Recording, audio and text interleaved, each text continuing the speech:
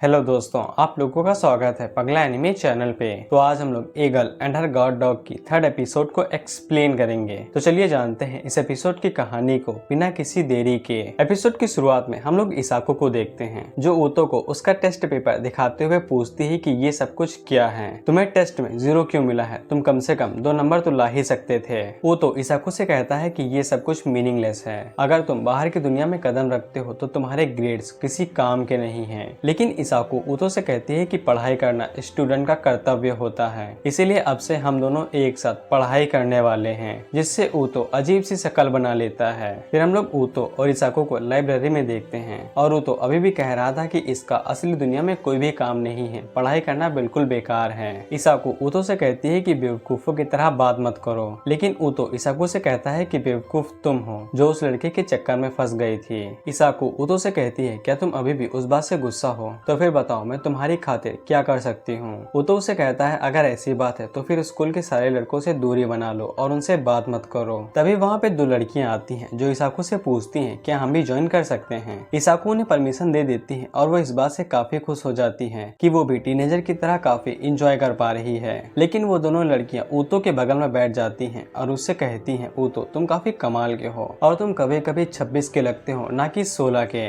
ऊतो भी उनसे कहता है कि तुम दोनों भी कम नहीं हो, क्या तुम हमारे क्लब में काम करना पसंद करोगी। इसाको अपने मन में सोचती है कि ऊतो काफी लकी है क्योंकि एक बूढ़े याकुजा को वो सब कुछ करने को मिल रहा है जो वो नहीं कर सकता है। इसाको अपने मन में सोचती है कि अगर ऊतो उसका सच में क्लासमेट होता तो इतनी ज्यादा परेशानी नहीं होती। तभी एक लड़की उन दोनों से पूछती है क्या तुम दोनों डेटिंग कर रहे हो, जिसपे ऊतो कहता है कि ऐसा कभी भी नहीं होगा, जिससे इसाको अपने मन में सोचती है कि मुझे ये पहले से ही पता था। और इसाको को इस बात से इतना ज्यादा डिप्रेशन हो जाता है कि वो पूरा दिन बस चुपचाप बैठी रहती है और बिल्कुल भी नहीं हिलती है। यहाँ तक कि इस बात से उन दोनों लड़कों को भी चिंता होने लगती है और वो दोनों अपने मन में सोचते हैं कि लेडी इसाको अभी तक हिली नहीं है, मुझे डर लगने लगा है। फिर हम लोग ऊतो को किसी क्लब के बाहर देखते हैं। क्लब के अंदर एक लड़का आके मैनेजर या फिर बॉस को बताता है कि ऊतो जाने वाला है, जिससे क्लब की जो बॉस लेडी थी वो बाहर आके ऊतो से पूछती है क्या तुम थोड़ा सा और नहीं रुक सकते हो, लेकिन ऊतो उससे कहता है कि मुझे जाना है। जिसके बाद बॉस लेडी आगे बढ़ के ऊतो को किस कर लेती हैं, लेकिन ऊतो कोई भी रिएक्शन ना देते हुए उनसे कहता है कि मुझे वापस जाना है।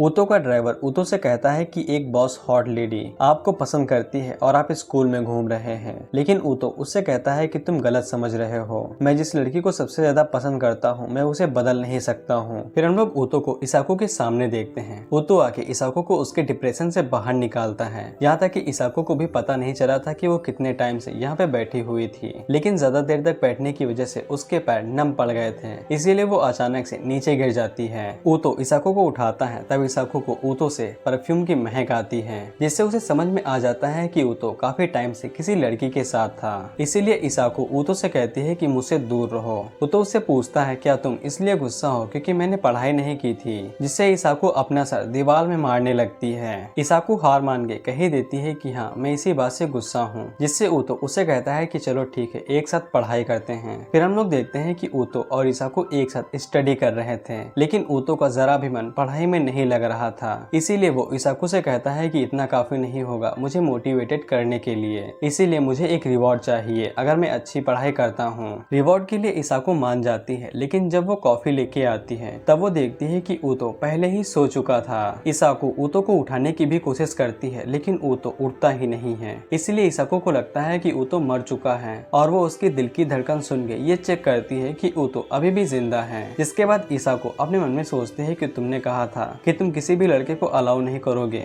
जो मुझे तुमसे दूर लेके जाएगा, लेकिन प्लीज तुम ऐसी बातें कह के मेरी उम्मीदों को और ऊंचा न किया करो। इसके बाद इसाको ऊतो के साथ ही उसी के बगल में सो जाती है। अगली सुबह जब ऊतो की नींद खुलती है तब वो देखता है कि इसाको उसके हाथ को पिलो की तरह इस्तेमाल करके उसी के बगल में सो रही है। जिसके बाद ऊतो इसाको के चेहरे को छूने लगता है, तो फिर इसाको की नींद तुरंत ही खुल जाती है, जिसके बाद वो चिल्लाते हुए उठती है। इसाको इस बात से काफी शर्मिंदा भी थी कि वो ऊतो के बगल में ही सो गई, लेकिन ऊतो इसाको से कहता है कि अब वो मन लगा के पढ़ाई करेगा। जिसके बाद ऊतो क्लास के अंदर टीचर से सवाल पूछता है और वो इसाको से भी सवाल पूछता रहता है, यहाँ तक कि जब इसाको बात ले रही थी तब भी वो इसाको से सवाल पूछने आ जाता है और इसाको उसे शर्माते हुए कहती है कि कम से कम मुझे नहा तो लेने दो। इसीलिए ऊतो की मेहनत रंग लाती है और वो अगले टेस्ट में काफी अच्छा परफॉर्म इन्फॉर्म करता है और अब बारी रिवॉर्ड की थी। ऊतो इसाको को याद दिलाता है कि तुमने मुझसे प्रॉमिस किया था कि तुम मुझे रिवॉर्ड दोगी। इसाको से पूछती है कि बताओ तुम्हें क्या चाहिए, जिसपे ऊतो आगे से कहता है कि मुझे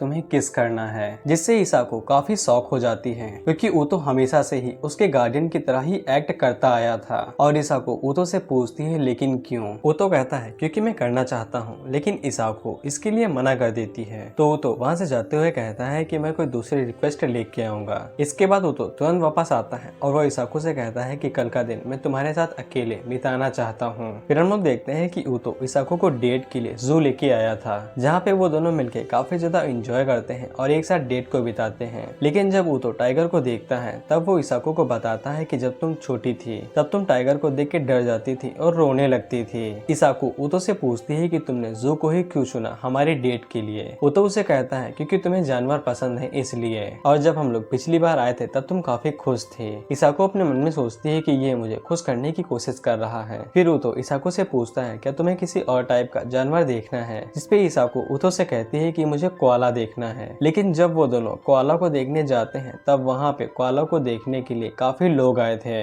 इसीलिए ऊतो इसाको को ऊपर उठा लेता है ताकि वो कोआला को साफ साफ देख सके। लेकिन इसाको इस बात से काफी शर्मिंदा हो जाती है क्योंकि उसके बगल में एक छोटा बच्चा भी था, इसीलिए वो शर्माते हुए ऊतो से कहती है कि मुझे नीचे उतार दो, और फिर वो दोनों चुपचाप बाहर आ जाते हैं। ऊतो इसाको से कहता है कि मैंने तो तुम्हें सिर्फ इसलिए उठाया था ताकि तुम साफ साफ कोआला को देख सको, इसमें मेरी क्या गलती है। लेकिन इसाको ऊतो का हाथ पकड़ने की कोशिश करती है क्योंकि कुछ टाइम पहले ऊतो ने इसाको का हाथ पकड़ा हुआ था, लेकिन ऊतो अचानक से अपने हाथ को पीछे कर लेता है और वो इसाको से कहता है क्या तुम्हें छोटे जानवर पसंद है? यहाँ पे ऐसे कई सारे जानवर हैं जिनको हम लोग छू सकते हैं। और इसाको शर्मिंदगी में उसे कह देती है कि हाँ मुझे पसंद है। फिर हम लोग देखते हैं कि ऊतो एक खरगोश को पकड़ लेता है और वो इसाको से कहता है कि ये दिखने में काफी सीधा लग रहा था, इसीलिए मैं इसको ले आया। लेकिन इसाको जब ऊतो के हाथों में उस बनी को देखती है तब वो काफी ज्यादा खुश हो जाती है और वो अपने मन में सोचती है कि ये दोनों बिल्कुल क्यूट लग रहे हैं। जिसके बाद इसाको ऊतो की धड़ाधड़ फोटो खींचने लगती है। ऊतो उसे कहता है कि तुम इतनी ज्यादा फोटो क्यों खींच रही हो, जिसपे इसाको उससे कहती है क्योंकि ये बनी काफी प्यारा है। लेकिन अचानक से वो बनी ऊतो के चेहरे के ऊपर किक मार के वहाँ से भाग जाता है। लेकिन ऊतो उसे फिर से पकड़ लेता है और उसे घूरते हुए कहता है क्यों बे, तेरी हिम्मत कैसे हुई मेरे चेहरे के ऊपर किक मारने की।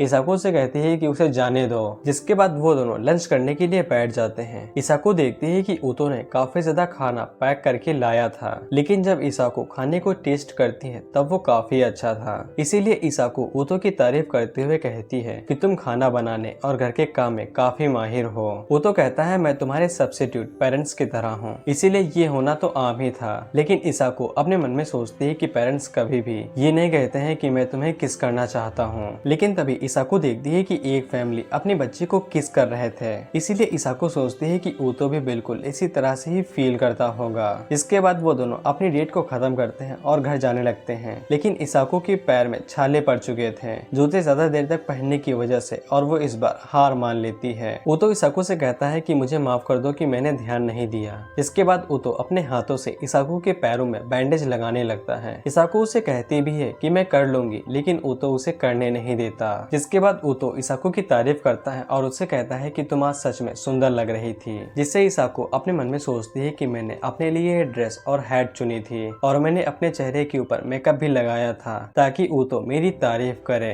जिससे इसाको खुश होके रोने लगती है। ऊतो उससे पूछते हैं क्या तुम्हें ज्यादा दर्द हो रहा है? अगर तुम चल नहीं पाओगे तो मैं तुम्हें उठा भी सकता हूँ अगर तुम चाहो। लेकिन इसाको इसके लिए मना कर देती है। जिसके बाद ऊतो फिर से इसाको का हाथ पकड़ता है और उसे जू से बाहर ले जाने लगता है। इसाको अपने मन में सोचती है कि चीजें बहुत जल्दी अनकंफर्टेबल फील होती हैं, लेकिन वो जल्द ही ठीक भी हो जाती हैं। इसी बीच ऊतो इसाको को बताता है कि उसने बहुत बार किसिंग किया है, क्योंकि ऊतो को हमेशा से लगा था कि किस सोने के साथ ही की जाती है। जिससे इसाको गुस्सा हो जाती है और वो ऊतो से अपना हाथ छुड़ा के उससे कहती है कि तुम घटिया हो। लेकिन ऊतो पीछे से कहता है कि मैं इस बार सच में अपने मन से करना चाहता हूँ। और ऊतो इसाको से कहता है कि मैं इसे जाना चाहता हूँ और मैं चाहता हूँ कि इसाको तुम मुझे सिखाओ कि ये कैसे किया जाता है। इसाको से पूछती है क्या तुम अभी भी ये करना चाहते हो? ऊतो उसे कहता है कि अगर तुम मना करोगी तो फिर नहीं। इसाको ऊतो से कहती है कि मैं मना नहीं कर रही हूँ। और इसाको अपने मन में सोचती है कि अगर मैं और ज्यादा आगे बढ़ी तो यहाँ पे ऐसा कोई भी मौका नहीं होगा कि मैं फिर से वापस लौट सकूं। लेकिन इसाको फिर भी ऊतो से कहती है कि मैं मना नहीं कर रही हूँ। जिससे इसी के साथ ही ये एपिसोड यहीं पे खत्म होता है।